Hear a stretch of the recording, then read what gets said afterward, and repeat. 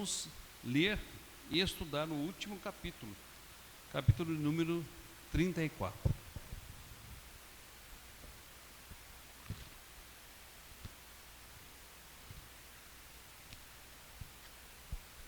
Deuteronômio, capítulo número 34.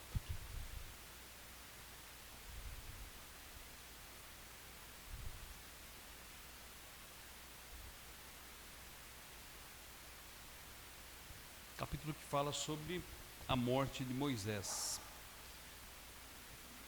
Então subiu Moisés nas campinas de Moabe ao monte Nebo, ao cimo de Pisga, que está defronte de Jericó.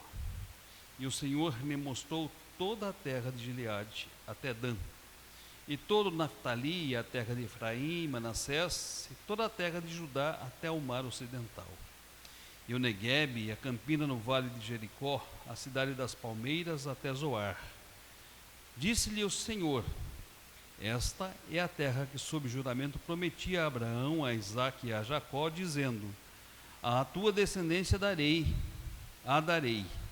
Eu te faço vê-la com os próprios olhos, porém não irás para lá. Assim morreu ali Moisés, servo do Senhor, na terra de Moabe, segundo a palavra do Senhor. Ele o sepultou num vale, na terra de Moabe, de frente de Bet-peor, e ninguém sabe até hoje o lugar da sua sepultura. Tinha Moisés a idade de 120 anos quando morreu, e não se lhe escureceram os olhos, nem se lhe abateu o vigor. Os filhos de Israel prantearam Moisés por 30 dias, nas campinas de Moabe. Então se cumpriram os dias do pranto no luto por Moisés. Josué, filho de Num, estava cheio do espírito de sabedoria, porquanto Moisés impôs sobre ele as mãos. Assim os filhos de Israel lhe deram ouvidos e fizeram como o Senhor ordenara a Moisés. Nunca mais se levantou em Israel profeta algum como Moisés, com quem o Senhor houvesse tratado face a face. No tocante a todos os sinais e maravilhas que, por mando do Senhor, fez na terra do Egito, a Faraó e a todos os seus oficiais e a toda a sua terra, e no tocante a todas as obras de sua poderosa mão e aos grandes e terríveis feitos que operou Moisés à vista de todo o Israel. Deus nos abençoe. Vamos orar. Ó Deus, pedimos que o Teu Espírito Santo abra o nosso coração, o nosso entendimento, para juntos estudarmos este texto e enxergarmos nele, ó Deus, a revelação da Tua vontade para as nossas vidas. Ensina-nos através desse texto, ó Deus, corrige-nos, disciplina-nos, para que nós sejamos servos e servas que estejam crescendo em seu processo de santificação. Abençoa os irmãos que aqui estão, os que nos acompanham pela live, que o Senhor derrame sobre nós a Tua bênção. Clamamos em nome de Jesus. Amém. O tema deste estudo é o último dia. O que nós faríamos se soubesse aproximadamente o tempo da nossa morte? Pela graça de Deus, não sabemos. Porque eu creio que uma das coisas que ocuparia nosso coração seria a ansiedade, talvez a inquietação. Moisés sabia aproximadamente o tempo da sua morte. Por quê? Porque o Senhor disse que ele conduziria o povo até a entrada da terra prometida, mas não entraria na terra prometida. Assim, quanto mais próximo eles estavam, mais próxima estava a morte de Moisés. E o livro de Deuteronômio, ele tem diversos discursos, mas de certa forma são os últimos discursos de Moisés, as últimas recomendações dele ao povo antes da sua morte e antes da entrada do povo na terra prometida. Embora muitos estudiosos tentem negar o êxodo como uma realidade histórica, hoje nós temos evidências arqueológicas suficientes para dizer que não é uma narrativa, não é um mito, de fato é um fato histórico. E como fato histórico, o êxodo é algo incomparável historicamente. Tanto pela liderança de Moisés, quanto pelos resultados desta liderança. Mas é importante que todo o Pentateuco vai apontar para Moisés, não como um líder político, líder nacionalista, um líder tribal, mas vai apontar para Moisés como um servo. E é isso que eu quero destacar no nosso primeiro ponto nesse estudo. Um servo. Um servo singular, é verdade, mas um servo. Então, o nosso primeiro ponto será a singularidade de um servo de Deus. A vida de Moisés, queridos, pode ser dividida em 3 partes, cada uma delas tendo 40 anos. Nos primeiros 40 anos, ele esteve na casa de Faraó, nos palácios reais, sendo treinado em toda a cultura e sabedoria do Egito, como filho adotivo da filha de Faraó. Tomou contato com a religião dos egípcios, a ciência dos egípcios, a cultura dos egípcios.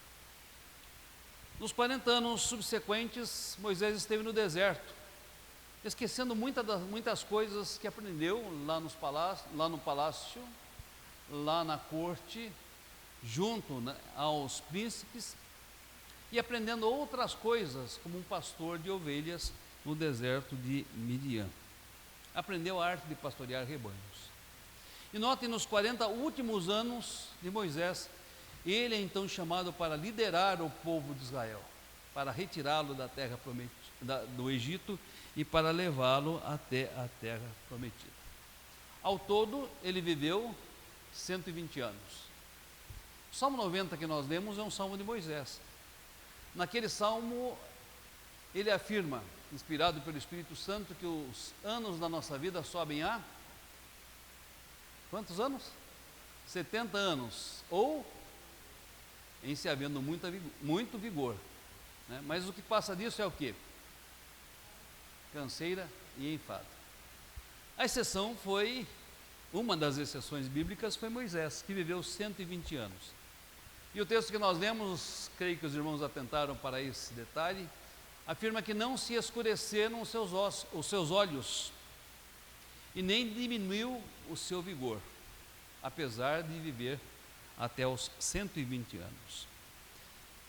E esses 3 períodos, esses 3 fatos, eles também evidenciam algumas realidades bastante importantes. Primeiro estágio, ele viveu como filho da filha de Faraó, nos palácios reais e entre os egípcios até os 40 anos. Aos 40 anos ele se fez simpático aos seus irmãos, simpático ao seu povo, um povo que de certa forma ele nunca havia esquecido, um povo com o qual ele se identificava. Os irmãos se lembram que haviam 2 pessoas brigando, um egípcio e um israelita, e Moisés então tomou a defesa do israelita, e nessa defesa ele acabou ferindo e matando o egípcio.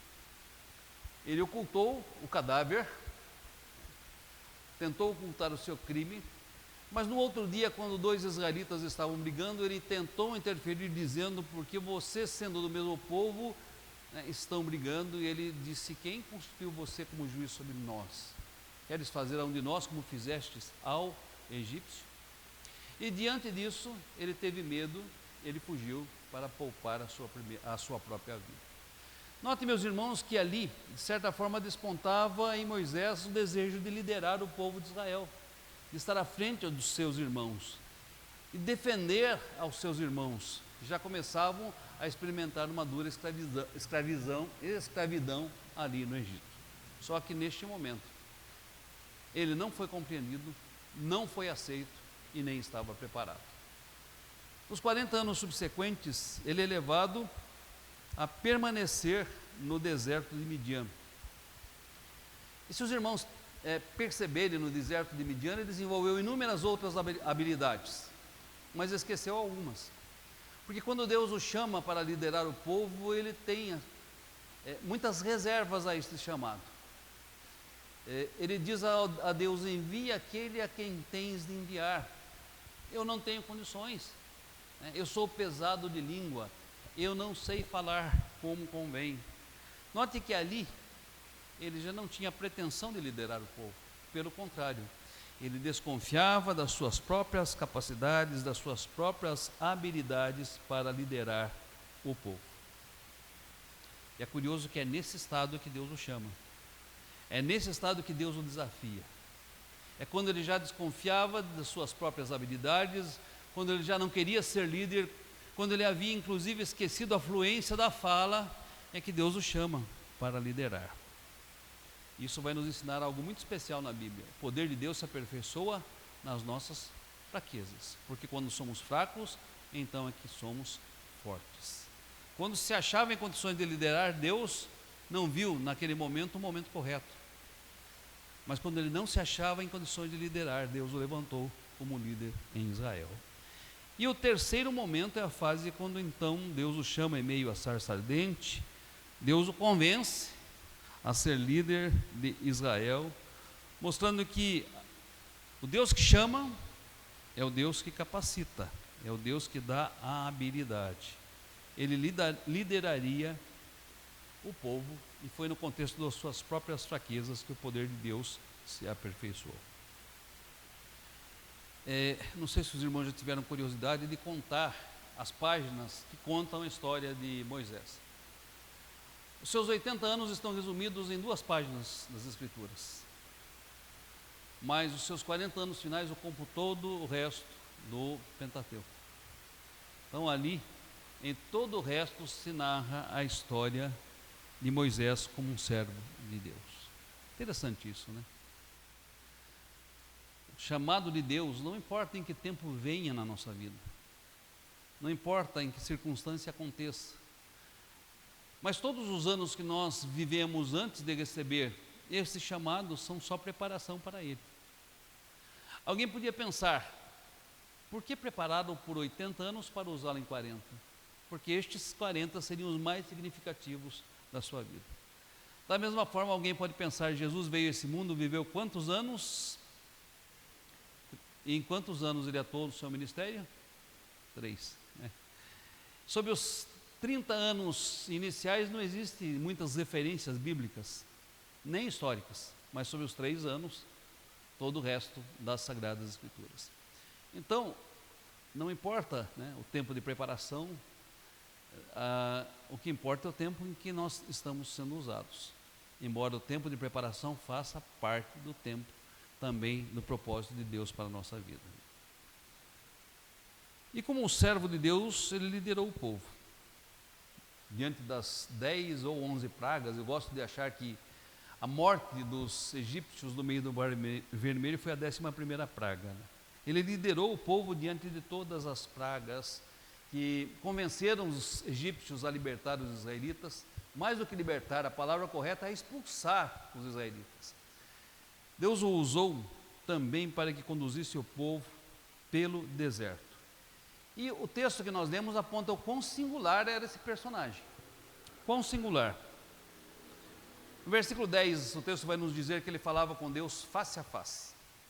E nenhum outro profeta teve esse privilégio.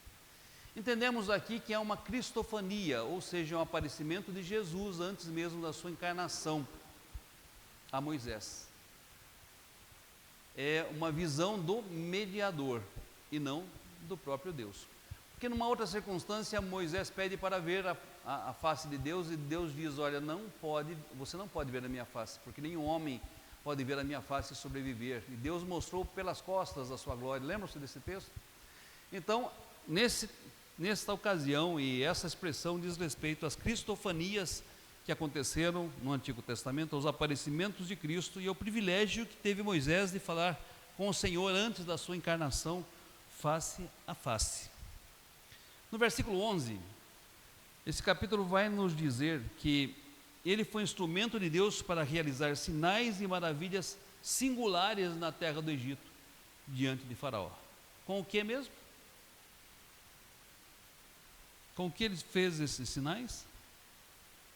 Apenas com um cajado, ou as pessoas também podem preferir com uma vara, né? Todos estes sinais ele fez com uma vara de pastor em suas mãos. Todos eles, né? E notem, meus irmãos, que as pragas foram tão evidentes que a partir da quarta praga, os próprios sábios do Egito disseram: isso nós não conseguimos imitar, isso é o dedo de Deus. Já viram essa afirmação? Isto é o dedo de Deus. Então, com aquela vara de pastor, fez ele sinais e prodígios e maravilhas, a tal ponto de os próprios sábios e entendidos do Egito dizerem: isto é o dedo de Deus. E no versículo 12, ainda falando da singularidade de Moisés, ele conduziu o povo com mão forte e poderosa, com grandes feitos na presença do povo. Sinais, maravilhas, intervenções miraculosas de Deus na história, mas além disso a inigualável capacidade de liderança de Moisés diante do povo, uma capacidade que lhe foi dada pelo Espírito Santo. Tudo isso fazem dele um personagem singular, um personagem incomparável, e um personagem que ficou para a história dos israelitas, que está registrado na história bíblica. Mas se nós formos pensar, tudo isso diz respeito a uma glória repousando num vaso de barro. E Moisés tinha exatamente essa consciência, e que não era pelo seu poder, pela sua capacidade, pelas suas habilidades que ele estava ali liderando o povo. Pelo contrário, ele, humilde servo, usado por Deus, foi capaz de fazer grandes sinais e grandes maravilhas. Pode parecer contraditório, mas Deus usa exatamente aqueles que são humildes, exatamente aqueles que acham que não são, exatamente aqueles que pensam não ter capacidade, exatamente aqueles que se veem pequenos diante dele. São estes a quem Deus usa, e usa poderosamente. A glória de Deus repousa sobre vasos de barro. Então, meus queridos, se somos nós chamados por Deus para pertencer a Ele, se somos nós desafiados para o ministério, se somos nós abençoados com dons e com talentos, e se somos convidados a exercê-los, não achemos, amados, que não temos condições. Por quê? Porque as condições e a capacitação virão de Deus. Basta que sejamos servos e Ele vai nos usar poderosamente. Singularmente, talvez. Não podemos ser comparados a Moisés, porque ele teve um papel histórico, ali no Êxodo. Mas quantas coisas Deus pode e quer realizar através das nossas vidas? Quantas pessoas Ele quer alcançar através do nosso trabalho? Quantos Ele quer influenciar? Às vezes, pequenas atitudes, elas promovem grandes livramentos. Permito citar um exemplo. Há uns 2 anos atrás, uma jovem veio à nossa escola e começou a ter dores de cabeça fortíssimas. E por causa das dores, ela começou a se ausentar. E a mãe, preocupada dela não perder o ano, entrou em contato conosco, disse que não sabia o que fazer porque as dores eram fortíssimas. E eu então disse: olha, a senhora já procurou o posto de saúde, a Santa Casa? Ela falou: já procurei, mas passam remédios ou marcam consultas para muito distante, e ela está tendo dores de cabeça insuportáveis. Falei: olha, vou dar uma sugestão à senhora, procure assistente social, que cuida das escolas, veja se ela consegue encaminhar a senhora a uma consulta mais detalhada para ver o que está acontecendo. E de fato ela procurou, e de fato a assistente social conseguiu encaminhá-la para uma consulta de urgência. Ela foi no hospital e teve que ficar no hospital. Não poderia voltar para casa sob risco de vida, ela precisou ser operada. A mãe ligou pouco tempo depois para nós, dizendo: olha, vocês foram anjos de Deus na nossa vida, porque se não fosse naquele momento, nós íamos perder a nossa filha. Então veja, queridos, pequenas coisas às vezes se tornam singulares na vida de pessoas, porque são feitas no momento oportuno. Então, não precisamos ser mediadores de um êxodo. Às vezes podemos ser mediadores de uma bênção como essa na vida de uma pessoa. Então, essa consciência de oportunidade precisa estar em nós. Se Deus deu dom, talento, capacidade, usemos isto como servos para a glória de Deus. Esse é o primeiro ponto do nosso estudo. O segundo ponto vai apontar para a fragilidade de um servo de Deus. Quando eu li esse texto, eu fiquei pensando, tem um detalhe aqui que demonstra a fragilidade de Moisés e a fragilidade daqueles que são servos. Embora a Bíblia diga que alguns podem ser chamados de heróis da fé, porque realizaram feitos singulares e inigualáveis, ele demonstra que todos estes eram pessoas frágeis. E no caso de Moisés, não eram pessoas imprescindíveis, sem as quais não poderia acontecer a obra de Deus. Como eu disse, a glória de Deus habita em vasos de barro. E a glória é sempre de Deus, não dos vasos que se enchem dela. A Deus deve ser dado toda a honra, toda a glória. Nós somos frágeis. E eu quero destacar aqui 3 aspectos da fragilidade de Moisés, que se espelha também na nossa fragilidade. Primeiro está no versículo 1 e 3. Moisés tem o privilégio de ver toda a terra. Deus permite que ele suba a um monte muito alto. Existem dúvidas quanto à precisão desse lugar geográfico, mas desse lugar que ele foi, ele conseguiu enxergar quase que toda a terra, em toda a sua extensão, a herança de todas as tribos de Israel. De fato, ele foi testemunha de que aquela terra era uma terra que emanava leite e mel. Mas no versículo 4 tem um pontinho: porém, tu não irás para lá. Tu não irás para lá. Por quê? Porque ele não entraria na terra prometida. Certamente os irmãos sabem a resposta, mas a localização dessa resposta está em Números, capítulo 27, versículos 12 a 14. Vou ler o texto. Depois disse o Senhor a Moisés: sobe a este monte Abarim e vê a terra que dei aos filhos de Israel. É um outro relato do mesmo fato. E tendo-as visto, serás recolhido também ao seu povo, assim como foi o teu irmão Arão, porquanto no deserto de Zim, na tenda da congregação, fostes rebeldes ao meu mandato de me santificar nas águas diante dos meus olhos. São as águas de Meribá de Cádiz, no deserto de Sim. Moisés deveria falar à rocha para que dela brotasse água. E diz o texto que Moisés, embora fosse o homem mais manso, e sobre a face da terra se indignou e precipitadamente feriu a rocha por 3 vezes. O resultado não foi o mesmo? Mas se o resultado tem que ser santo, o meio tem que ser santo também, né? Ele feriu a rocha e saiu água, mas não era para ele ferir, e Deus se desagradou dessa atitude de Moisés, porque ele deixou de santificar o nome de Deus em frente ao povo. E o que aconteceu com Arão, o que aconteceu com Miriam, o que aconteceu com todos os que saíram do Egito, também aconteceu com Moisés. Ele faleceu sem entrar na terra prometida. Um outro destaque que mostra aqui a fragilidade no servo de Deus: foi sepultado num lugar desconhecido. Alguns personagens bíblicos cujas sepulturas são conhecidas até o dia de hoje. Recentemente estava vendo pela internet uma foto do túmulo de Esther, né, todo adornado, todo bonito. Ela foi esposa de um rei, né. Há outros que a Bíblia explicita a localização. Por exemplo, onde Abraão, onde Sara foram sepultados, estão bem explicitados na Bíblia. Mas Moisés foi enterrado num lugar desconhecido. Há quem diga que ele foi transladado. O texto não nos autoriza a pensar que ele foi transladado. O texto nos diz que ele foi sepultado num lugar desconhecido. Quem o sepultou?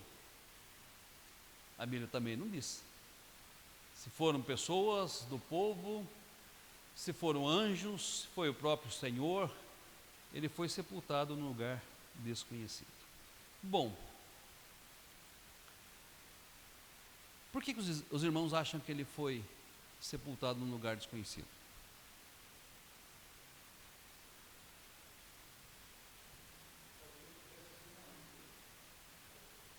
peregrinações, né, ao sepulcro de Moisés, assim como há o sepulcro de Maomé. E aí as pessoas iam achar que o poder estava em Moisés, né, que o poder estava no líder, e talvez ele fosse ali idolatrado pelo povo. Então Deus fez questão de que o povo não soubesse o lugar onde ele foi enterrado. Isso demonstra a sua fragilidade, né? Apesar de ser alguém de renome, não teve um sepultamento num lugar de renome. Foi maior do que os faraós, mas não teve uma pirâmide onde fosse colocado, né? Os faraós faziam as pirâmides com o objetivo de serem ali colocados, né, para demonstrar a sua glória, o seu poder, a sua honra. E Moisés, ao contrário, não teve uma pirâmide. Ele foi enterrado num lugar desconhecido. E como todos os mortais, seu corpo voltou ao pó como era, o seu espírito a Deus.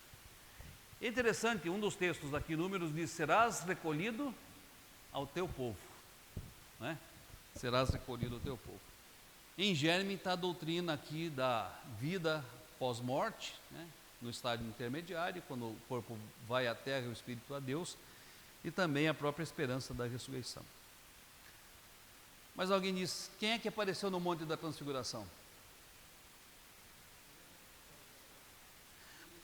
Moisés, né? Elias, né? E aí? Será que Moisés foi transladado ou apareceu espiritualmente ali? Como eu disse, não existem evidências nesse texto para afirmar, nesses dois textos que nós lemos, que ele foi transladado. A evidência de que ele morreu, foi sepultado, foi num lugar desconhecido para que se tornasse, não se tornasse ali um local de peregrinação dos israelitas, nem para induzi-los ao erro. Um terceiro ponto que mostra a fragilidade de Moisés é que Deus levantou outra pessoa para concluir a obra. O texto vai nos dizer que então Deus levantou Josué, sobre quem estava o espírito de sabedoria, porque Moisés havia sobre ele imposto as mãos. Josué, filho de Num, foi quem substituiu a Moisés e que fez o povo entrar na terra. É verdade que Josué sempre estava junto com Moisés. É verdade que quando os 10 espias desanimaram o povo, Josué e Calebe não desanimaram o povo. Tanto é que de todos os que saíram do Egito, apenas esses dois entraram na terra prometida. Os demais, inclusive Moisés, Arão e Miriam, morreram. Mas Josué e Calebe entraram na terra prometida, né? Os dois espias fiéis entraram na terra prometida. Não há, portanto, ninguém que seja insubstituível, né? Moisés foi substituído por um outro servo de Deus, Josué, sobre quem havia o Espírito Santo e o Espírito de sabedoria, e ele fez os israelitas entrar na terra, né? Então isso mostra, meus queridos, que como servos nós somos frágeis, né?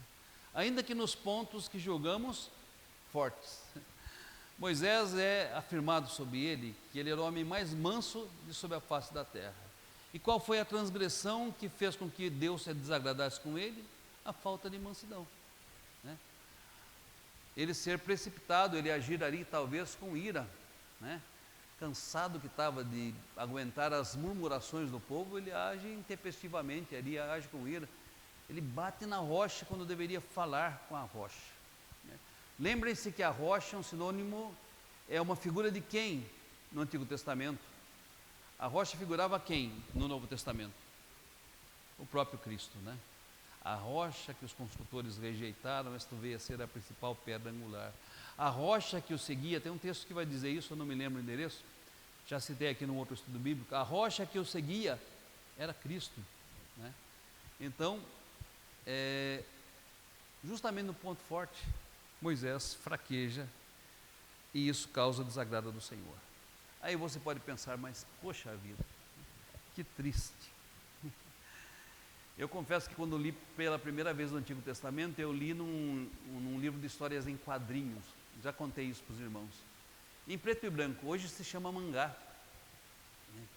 Por falar nisso, eu achei esses dias esse livro, achei virtualmente esse livro, um mangá sobre o Antigo Testamento. E eu fiquei fascinado pelo Êxodo, né, pelas figuras, e eu gosto muito de histórias em quadrinhos, então li aquilo com uma sede, com uma avidez, com uma pressa que E aprendi muito sobre o Antigo Testamento com a leitura daquela HQ, né? Daquela história em quadrinho. Mas quando chegou essa parte, Moisés sobe lá no alto do monte, olha a terra, vê toda a extensão, até chega a pedir para Deus para ir, mas Deus diz não. Poxa vida, que quebra de clímax, né? Parece que ia chegar aquele ponto alto e Moisés ia entrar e de repente há uma quebra de clímax. Mas aí quando a gente entende que a verdadeira terra prometida não é essa, né? Que realmente a herança que Deus tem reservado aos seus filhos não é essa, que o descanso no qual os filhos de Deus vão entrar é outro, aí a gente compreende que, embora não tivesse entrado na terra, Moisés herdou algo muito melhor, muito maior, muito mais excelente, muito mais glorioso do que a própria terra. O livro de Hebreus vai dizer que, assim como os patriarcas que viveram lá no Antigo Testamento, ele olhou para a cidade cujo arquiteto e fundador é o próprio Deus. Então, quando se compara uma coisa com a outra, é logo lógico que tudo que é terreno perde a graça, né? E ele realmente, pela graça, ele desfrutou de algo muito melhor do que os próprios israelitas que entraram ali. E o terceiro ponto que eu quero destacar é a fidelidade de Deus em suas promessas. Fidelidade de Deus em suas promessas. E eu creio que é esta a razão pela qual Deus enviou Moisés ao alto do monte. Não era para judiar de Moisés e dizer, está vendo?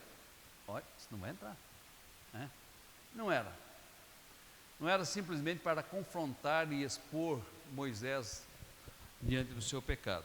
Era para dizer, Moisés, eu prometi a Abraão, Isaque e Jacó esta terra. Eu fiz uma aliança com o meu povo e jurei pelo meu próprio nome que daria essa terra. Você foi chamado para conduzir o povo. Você, meu servo, efetuou sinais, prodígios e coisas maravilhosas. Agora olhe para a terra. O povo vai entrar na terra. Eu cumpri as minhas promessas. Eu cumpri o meu juramento. Eu me manifestei fiel em todas as minhas palavras. Por isso Moisés pôde ver esta terra com os próprios olhos. Ele pôde constatar a veracidade da palavra de Deus e a fidelidade de Deus em cumprir seu juramento. E Deus disse, olha, você não entrará, mas os israelitas entrarão. Isso vai ensinar-nos uma verdade muito interessante.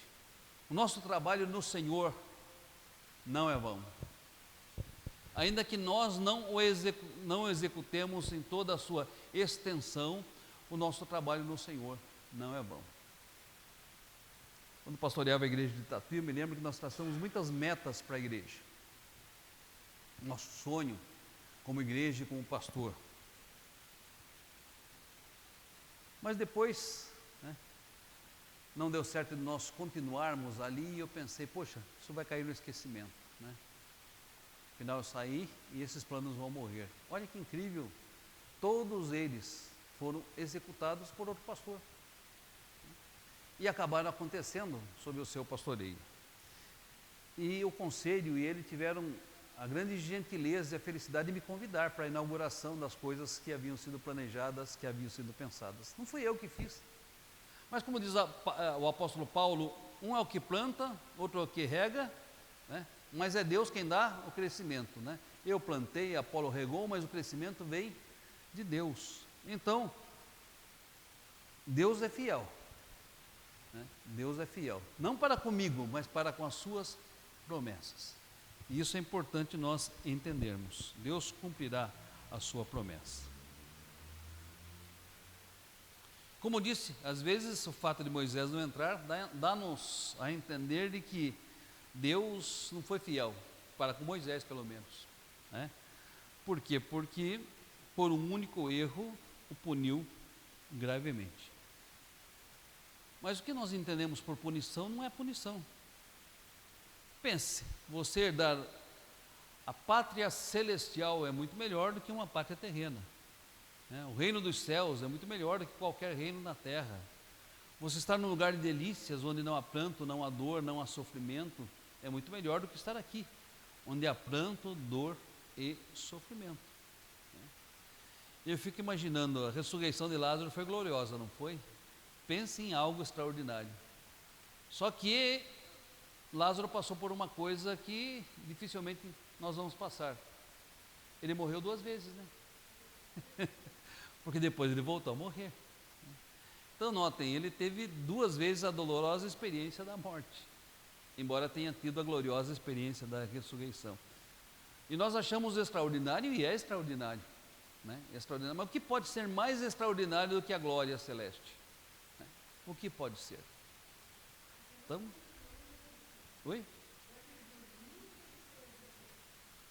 Pois é, mas com certeza, né, o espírito volta a Deus que o deu, e o corpo estava na terra, né? Então ele retorna para o corpo, né? Pois é.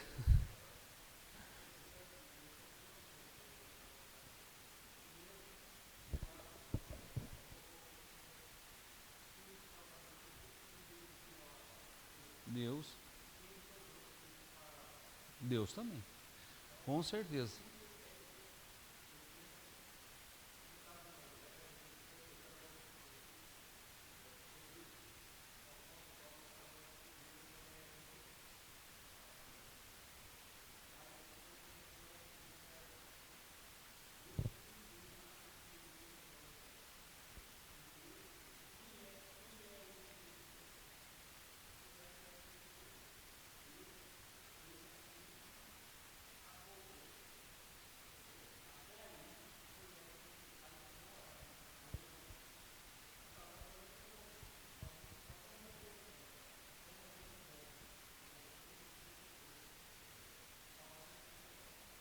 Sim, nossos dias escritos e determinados por Deus, né?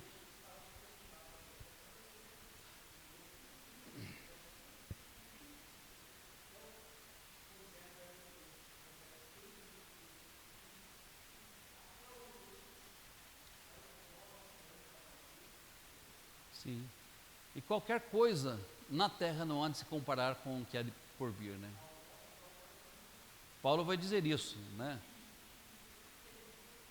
Os sofrimentos do presente não são para se comparar com a glória por vir a ser revelada em nós. A nossa leve e momentânea tribulação produz para nós eterno peso de glória. Então, Deus não deu a glória de uma terra geográfica a Moisés, mas deu a glória da Canaã celestial, né, eterna. E aí quando a gente vê lá no Monte da Transfiguração, o privilégio, né, de estar na presença do Senhor e ali aparecer no Monte da Transfiguração.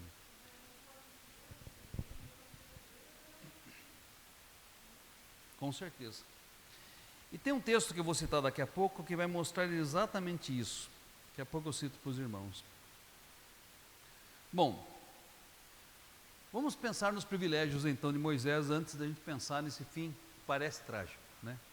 Em primeiro lugar, ele foi usado por Deus e liderou o povo desde a saída do Egito até a terra prometida.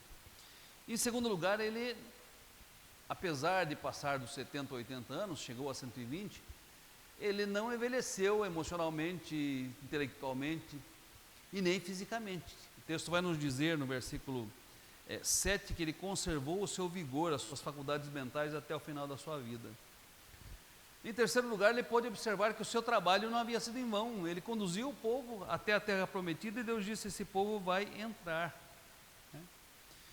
E por fim, porque o descanso reservado ao povo de Deus excede em muito ao descanso terreno. E aí o texto, Hebreus 4, 8 e 9. Vou pedir a gentileza de um irmão ler. Hebreus 4, 8 e 9. Esse texto vai falar de 2 tipos de descanso reservados ao povo de Deus.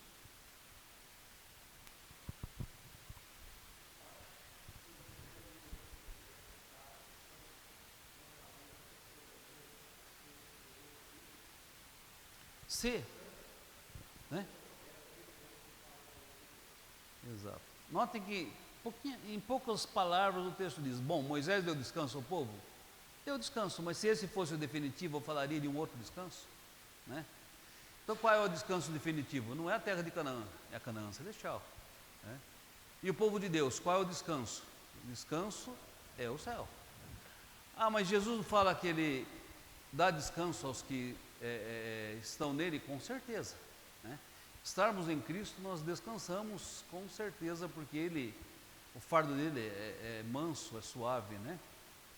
Mas ainda assim vamos enfrentar coisas por causa da nossa presença aqui na terra, a limitação da nossa natureza. Mas quando estivermos nos céus, entraremos no verdadeiro descanso. E foi nesse descanso que Moisés entrou. Por isso a sua glória é muito maior até do que aqueles que entraram na terra prometida naquele momento. Ainda o autor de Hebreus, falando dos exemplos da fé extraídos no Antigo Testamento, diz o seguinte: ora, todos estes obtiveram bom testemunho por sua fé.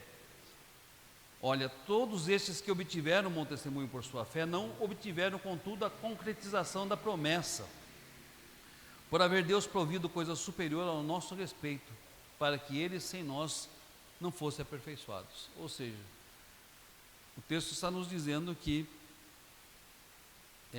a glória que Deus tem reservado a todos nós é incomparável à própria glória terrena de ter um lugar de descanso. Eu quero citar aqui 3 pontos para a nossa reflexão e aplicação. O primeiro deles: Deus escolhe servos e os capacita para o cumprimento do seu propósito. Moisés foi preparado por 80 anos para ser usado por 40. Mas esses 40 anos foram muito significativos dentro do projeto e do propósito de Deus. Uma segunda aplicação: apesar de Deus nos capacitar, nós por nós mesmos não somos suficientes para fazer a obra de Deus. Por quê? Porque é o poder dele que atua e atuará sobre nós. E a glória jamais será nossa, a glória será de Deus. Nós somos servos e a glória de Deus repousa sobre vasos de barro. Terceiro ponto: Deus cumprirá o seu propósito e responderá em fidelidade a todas as suas promessas. Ele não volta atrás em nenhuma palavra, em nenhuma promessa. E ele falará conosco, através de nós, ou até contra nós. Ele cumprirá o seu propósito, porque as suas palavras não podem falhar, né? As suas palavras hão de cumprir. Se dependesse da credulidade dos israelitas que saíram do Egito, jamais eles seriam conduzidos à terra prometida, porque muitos se mostraram incrédulos, tão incrédulos a tal ponto de morrerem no deserto. Mas apesar da incredulidade deles, uma geração que eles julgavam que ia morrer no deserto, que era frágil, que eram seus filhos, esta geração dos filhos, esta sim herdou a terra prometida. Paulo vai dizer que Deus escolhe as coisas fracas para confundir as fortes, as coisas loucas desse mundo para confundir a sabedoria dos homens, e é exatamente assim o agir de Deus.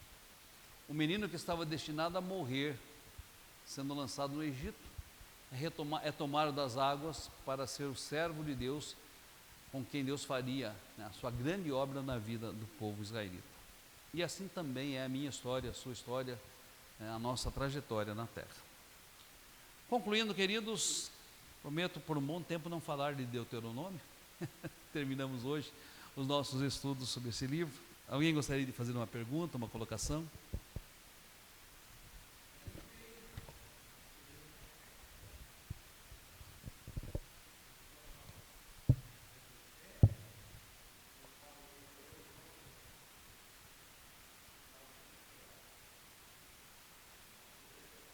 Sim.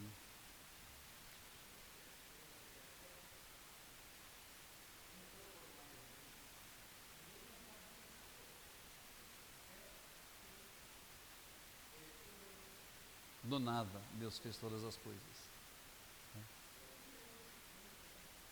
Sim. E servos que pela fé enfrentaram todas as coisas, né, positivas e negativas, muitas delas terríveis, sofrimentos indizíveis, mas enfrentaram pela fé, porque criam no Deus que é galardoador daqueles que o buscam. E se há um versículo que resume o Hebreus 11, é esse, né? Sem fé é impossível agradar a Deus, portanto é necessário que aquele que dele se aproxima creia que Deus existe e é galardoador daqueles que o buscam. né? Isso que moveu centenas e milhares de servos de Deus ao longo da história, e é isso que deve nos mover, né? Crer que Deus existe e é galardoador daqueles que o buscam, né? Pois não?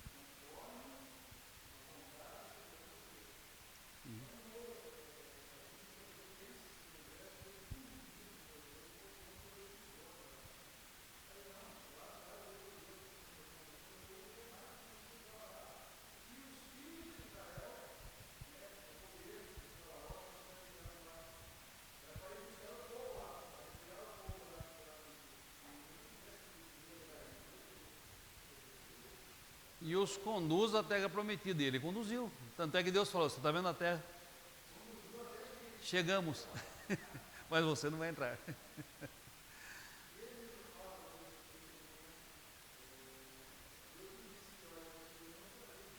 Exato.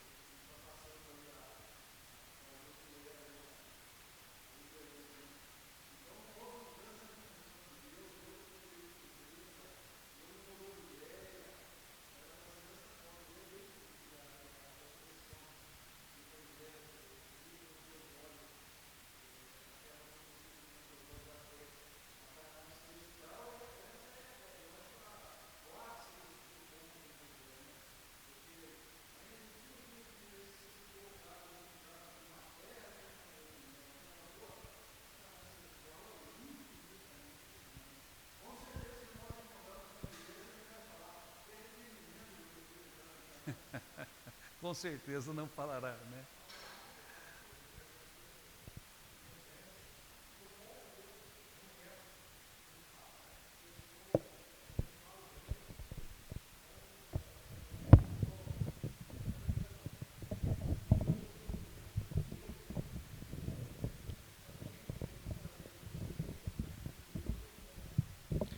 É, mais ou menos assim. Quando ele se achava, Deus falou: não é a hora. Quando ele não se achava, Deus falou: é agora.